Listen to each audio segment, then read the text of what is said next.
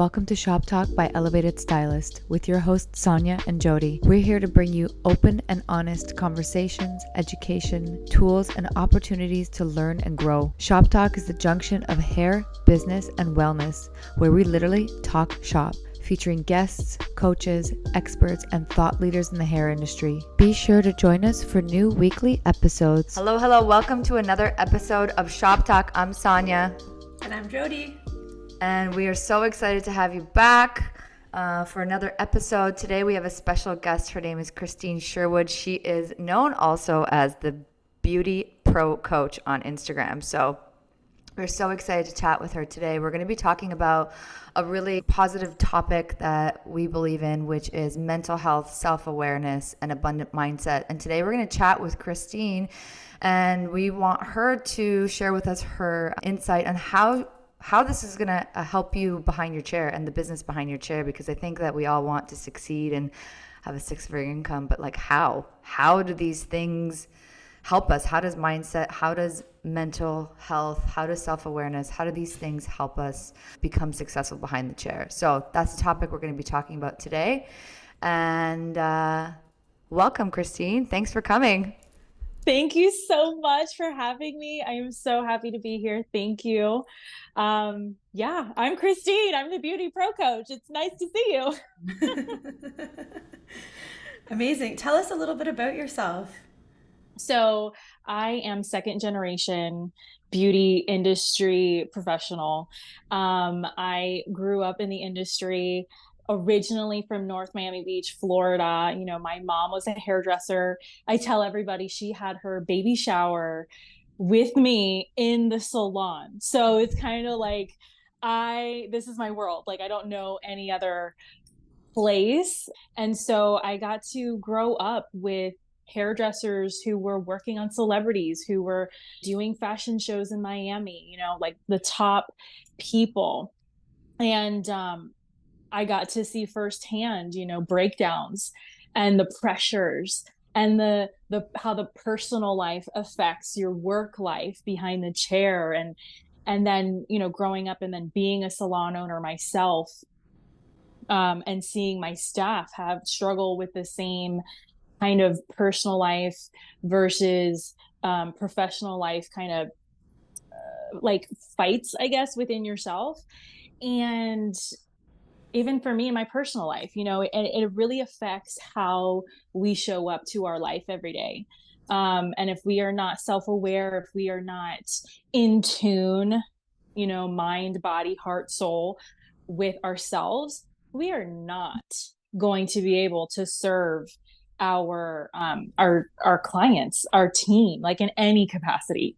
And so that's why I became a coach, a certified coach, by the way, internationally, because I know that's like a trend right now. Like everybody's a coach, but are they certified? Do they have the tools to be able to handle such intimate scenarios? Yeah, and you never know what's going to come at you also as well. Like Yeah. some people might be dealing with traumas. They might be dealing with things that are like, you know, you unravel them during the process, right? So that's so amazing that you have those tools. We're curious to know, like, what are some of the things you learned, like being a second generation pro and having like firsthand experience with being around with your mom? Like, what are some of the things that you learned that you're like, now that you can use in your like modern day, present day? Honestly, the biggest thing that I learned was you can do all the things. Like you can't, like it's possible. And I even remember being as a little girl in the salon back room where she was working, which this was like way before people were like really taking care of their staff. Okay. This back room was like a dungeon. Okay. It was terrible. But I remember being back there and thinking, oh, I can do all the things. I can do everything I put my mind to. I just have to be organized. I just have to like have a time to do it. You know, like be so precise with like my to-do list, and I can do it all. And I think that was the biggest lesson I've learned. The other lesson as I've grown up is that the professional beauty and barber industry really does teach you a little bit of everything, right? We have customer service, we have business, we have creativity, art, we have social skills. Like we are a conglomerate of all of these amazing life skills that other industries don't have. I went to university and I got two bachelor's degrees, one in PR, public relations, and the other one was in public law. These kids, these people, like they don't have the same mindset, the same skill set as we do growing up in this industry, getting to do this every day with people. Like we have a huge advantage, but we just have to learn how to grab our opportunity and make it work for us. We have to make our own kind of dreams, I guess, if you will, and just make it happen. I love that because like it is so true. Like I'm just sitting here thinking like all of like the hard and soft skills that you get from being in this industry. Like there's so many, and I think that's such a great point to say that like we have all these skills that a lot of people don't have, and how do we actually use these skills to build the business that we want, to follow the dreams that we want. What are some of your tips that help people like understand this shift in mindset? So, a huge thing that I tell my one-to-one clients, which I know that we're creatives, and so not all of us like to do this, but it really does work, especially because we're so visual, is journal. Journal everything down, write it down.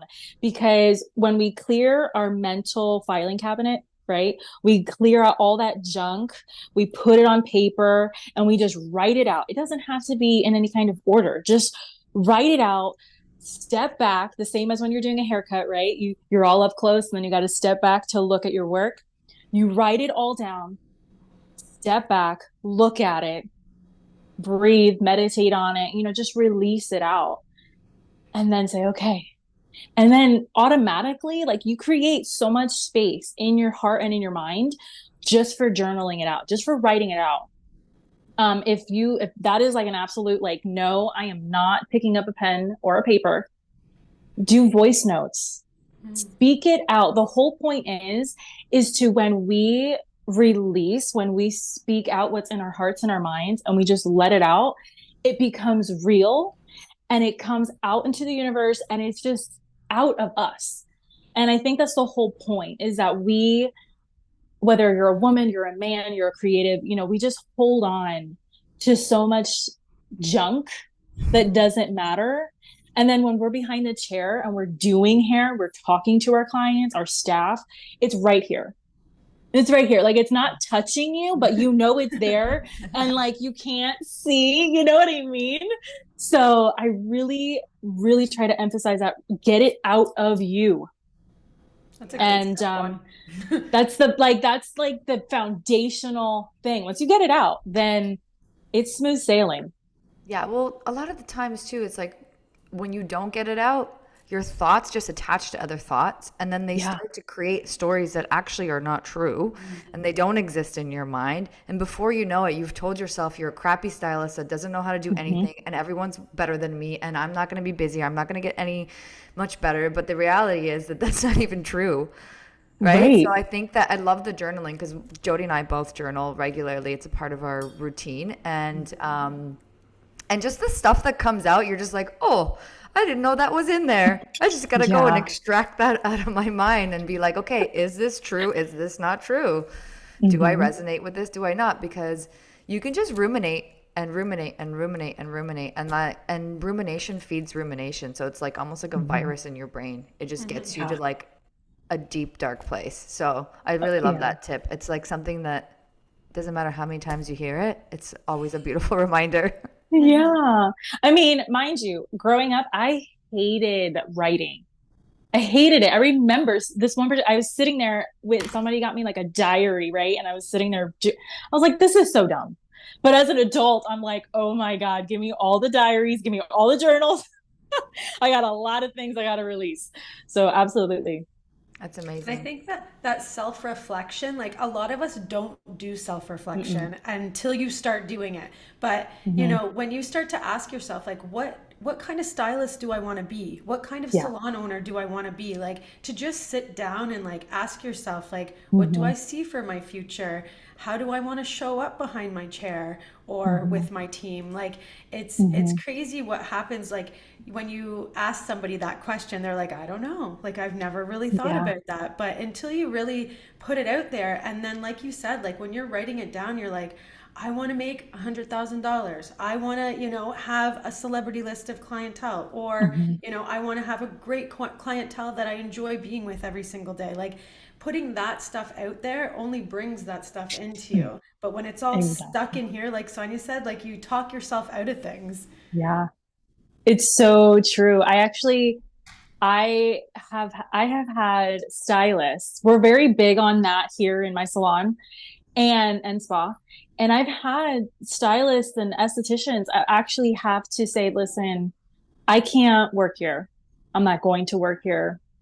All because we really kind of enforce that self-awareness piece, Hmm. that after every client, I'm like, okay, I do a check-in. Like, how did you feel?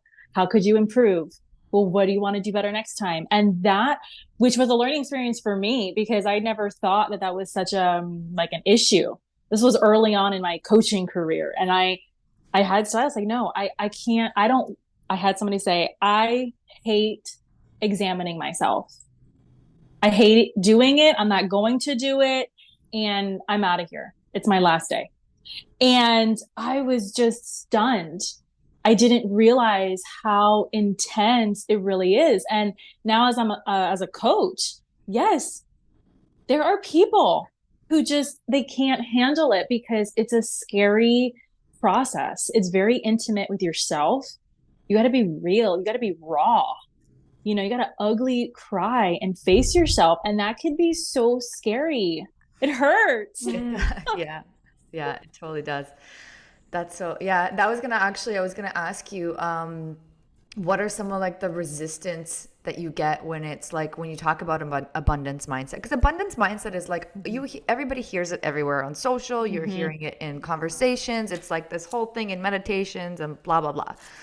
Yeah. What like what are some of the resistance that people might face when they're trying to, get an abundance mindset? Because I think we all experience, I call it the relapse. We go into lack, we Mm. go into scarcity.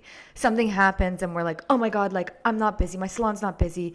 I suck as a stylist, blah blah blah." So, Mhm. what are some of the things or the tools that you could share that can actually help us understand where these blocks are? Where are the blocks of the abundance mindset that come to us? Where are they from? How do they manifest into this reality that we experience? I'm so happy that you asked me that. It's like a core thing I teach in my classes and my clients, my coaching clients. There are there are about four different kinds of blocks. But the most popular one I like to call the gremlin, right? If we've seen the movie, which I think we have, we know that they're like ugly little demon things, but we've created those ugly little demon things. And they basically whisper in our ears all day long, 24/7. You're not good enough. Who do you think you are? You're not pretty enough, smart enough, educated enough, whatever it is, you are just not enough. And in my experience, that has been the biggest block that really holds a lot of us back. We don't put ourselves out there. We don't collaborate with other beauty and barber pros for our salons and spas, for ourselves as individuals. If you're a booth runner, independent stylist, we just don't put ourselves out there because that little thing that we created, that we fed, that we have now believed to be true is telling us, who do you think you are? You can't do that. And so that gremlin is it's from hell. Yeah. And the question is that I always get, well, how do you kill it? How do you take it away? Well, because it's a part of you, because you fed that little thing and it's grown, now you got to starve it. Now you got to make that sucker work for you. You are not educated enough, but you're going to take these business classes and you're going to put yourself out there and you're going to hit the gym and you're going to do all these things. I may not be able to do it, but I'm gonna. And so it's really a proactive kind of experience that we have to mentally prepare for, right? We have to be ready and say, okay, I'm going to do this. And we shrink, we starve that gremlin to eventually, it'll never fully go away because it's a part of us, but it'll shrink so it's more manageable. I love that. I love that. I love that. Yeah, because I think like we all struggle with that like voice in our head, Yeah. The and gremlin. the gremlin, Yeah. and like it really stops us from doing so many things, like as little as collaborating with somebody, right? But as you kind of are aware of it, I think it's like bringing the awareness to like hearing that voice, because it's so loud that it's silent. Do you know what I Yes. mean? Yes. It's so there that you can't even hear it anymore. But it's when you're like, let me stop and actually hear what's going on in my mind, and to be able to be like hearing it, and to be like, no, I'm gonna stop this thought. I'm gonna reprogram this thought. Or I love that you said like, maybe not now, but I'm going to do this. I'm going to be proactive and teach myself how to do this. And then I think that just brings this like beautiful confidence where it does shrink that gremlin. It's like, yeah, you don't think that I'm smart enough? I'm going to go learn this. And then, you really have nothing to say about that. Right. I love that. Yeah, it becomes That gremlin. Nothing to say. You got nothing to say to me. Take that. I'm taking charge. It's so funny. One of the things that I learned too, which really helped, and I didn't recognize that it helped until I actually used it, where if I wasn't really good at something, and it was like I don't remember where I read, but it's like, I'm not good yet. Right? And it's saying yet because you are physically actually working on. I experienced this with my surfing. I was with my instructor and I was like, oh man, I'm not good at paddling yet. I'm working on it and I will get great at this paddling. And you know what? It actually shifted my mindset in the water, where I was actually like really down on myself because I couldn't paddle fast enough to catch this wave. And I was like, I'm just going to get swallowed. But I was like, no, I'm not fast enough yet. And I'm going to work on it. And I started working on it. And all of a sudden, my paddling got stronger. And I was like, So cool. just that one word Uh-huh. can actually shift your mindset. And I didn't believe it, even though I work on my mindset. And I was like, how could this one word help? And it actually did. So it's like, it's proof. The proof is in the words that we use Yeah. in Yeah. our minds. It's so true. It is Power so of true. Like, language. it's amazing. Like I remember when I was getting certified, there was a phrase, and I was going through a really, in this ugly relationship. I gained so much weight. Like I was just like in a bad place. Right. And I remember this phrase, and it was, you are exactly where you're supposed to be. And I immediately, just like the word yet, I immediately was just released of everything that I was carrying. And I was like, oh, you're right. I'm supposed to be here now, not yesterday because I wasn't ready, and not tomorrow because I haven't learned what I need to know now to manage tomorrow, And so, yeah, I'm so happy that you brought that up. Yeah. Yeah, the mindset shifts are real, and we get them at the perfect time as well. When we actually need to experience the power of what that feels like. You can hear it all you want in social media, you can hear it in podcasts and things like that, but until you actually like experience it yourself, and like I always say, put things in your toolbox and open the toolbox and look through and be like, what can I use now? I need the word yet. Okay, thank you. Yeah, it's true. It really is. Like when and the thing is too, is that it's practice, right? You want to change your mindset and you want to do it now. Okay. Or yesterday. Like I need to do it yesterday because I have this thing tomorrow. No, like it takes practice. And the sooner that you start, the more second nature it becomes. And it becomes just like an effortless process. And it's also, it never ends. But if you don't get to work on it now, you're going to be 60, 70 years old, and you're going to have wasted so much time, so much energy that you could have just tackled. Time is of the essence. We got to use what we have. Nobody can buy time. Time is now. Time and what is it? Time and energy. They are irreplaceable. Once Yeah. you spend it, you can't get it back. Mm-mm. Mm. Gone. What are some of the things that you work with your one-on-ones? Like what is something that you love coaching on, or what do you find your clients have like the biggest aha moments when working with you? A lot. Okay, so recently, um, which I love actually touching on this, is that recently they have been saying, well, how do I get my family to understand that I'm not just playing with hair all day?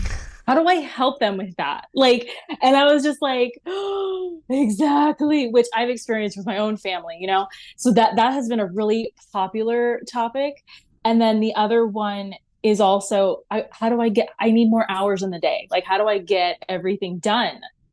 And which I was talking about that earlier, like from a little girl. No, I can do all the things. I just need to be organized, right? And so when it came to the family topic, it's education. The same with everything else that we're taught, from cosmetology school to the hair shows, right? And skin shows. Like, it's all about education, but it's all about how you frame it. Our families know us inside and out, and they know how to press our buttons, right? But when it comes to what we do, and it could be that our families see us one way and they're like, oh yeah, she's just XYZ.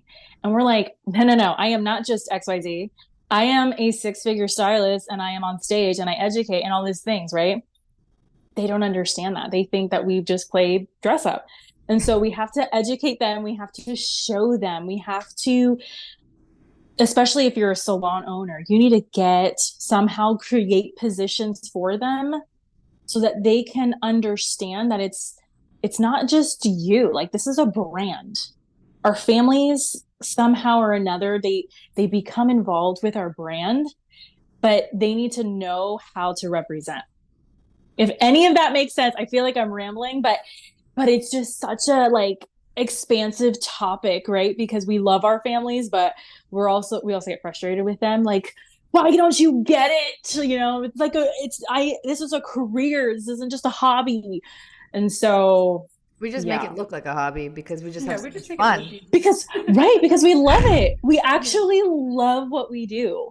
And perhaps they don't have that in their, desk jobs. They just have to like push papers and work on computers every single day. Like, how boring. I've been there. I used to work at a PR agency, and it was like the same thing every day. And it's like, oh my God, I need to go back to work at the salon because this is terrible.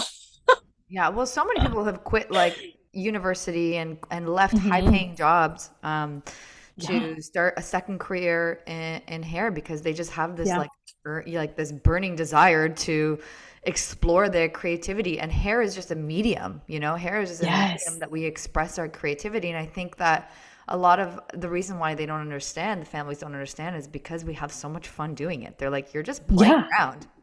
Yeah. Like what other industry can you wake up in the morning, you get to dress up for work, hair, makeup, cool ass shoes, cool fashion, like you get to show up and you literally get to laugh and joke and transform people every single day.